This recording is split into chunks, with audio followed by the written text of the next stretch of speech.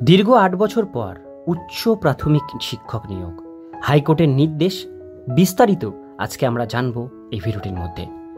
ভিডিওটিকে স্কিপ না করে প্রথম থেকে শেষ পর্যন্ত আপনারা দেখুন। যাদের ভালো লাগবে অবশ্যই লাইক করবেন, আর চ্যানেলে যদি প্রথমবার হয়ে থাকেন এরকমই আপডেটগুলো পাওয়ার জন্য সাবস্ক্রাইব করে পাশের বেল আইকনটিকে অবশ্যই বাজিয়ে রাখবেন। তো চলুন ভিডিওটিকে শুরু করা যাক। সম্প্রতি রাজ্যের হাইকোর্টের তরফ থেকে আপার প্রাইমারি স্তরে নিয়োগের ক্ষেত্রে ৮ বছরের জটিলতা বাদ দিয়ে ফের 14,000 শূন্য পদে নিয়োগ করতে উদ্যোগী হচ্ছে রাজ্য। আগামী 2 মাসের মধ্যেই নিয়োগের প্রক্রিয়া জোর কদমে শুরু হয়ে যাবে। আর হাইকোর্টের এই নির্দেশে স্বস্তির নিঃশ্বাস ফেললেন হাজার হাজার চাকরিপ্রার্থী যুবক যুবতীরা। কি ছিল এই নির্দেশিকা জেনে নেওয়া যাক।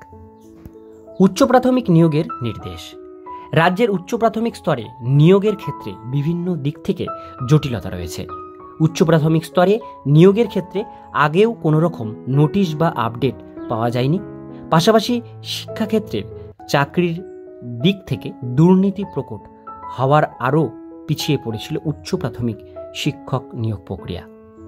এছাড়াও দুর্নীতির মাধ্যমে প্রাপ্ত চাকরি হারিয়েছেন অনেক শিক্ষক শিক্ষিকারাও। উচ্চ প্রাথমিকের শিক্ষক নিয়োগের জন্য দীর্ঘকাল ধরে মামলা হাইকোর্টের তরফে স্থগিত রাখা হয়। অবশেষে গত 18 জুলাই বাংলার শেষ শুনানি দেওয়া হয়।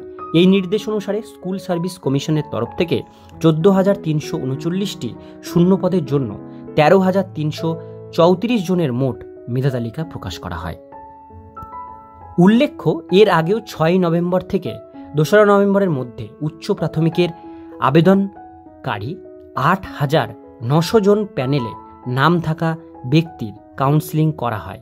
কিন্তু নিয়োগের ক্ষেত্রে চূড়ান্ত অনিয়ম এবং অস্বচ্ছতার কারণে হাইকোর্টের তরফ থেকে উক্ত প্যানেলের নিয়োগ প্রক্রিয়া বাতিল ঘোষণা করা হয়।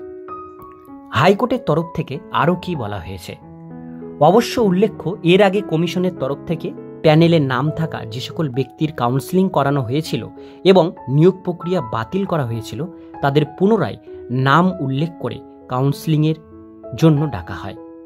আগেরবারের কাউন্সেলিংয়ের অংশগ্রহণ করা 1,463 জন যাতে চলতি নিয়োগ প্রক্রিয়া থেকে বাদ না পড়েন সেই দিকে কড়া নির্দেশিকা জানিয়েছেন কলকাতা হাইকোর্ট।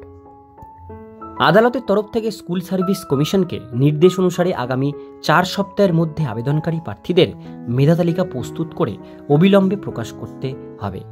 এরপর প্যানেলের নাম অনুসারে প্রার্থীদের দ্রুত নিয়োগ নেওয়া হবে এবং খুব শীঘ্রই কাউন্সেলিং শুরু করতে হবে।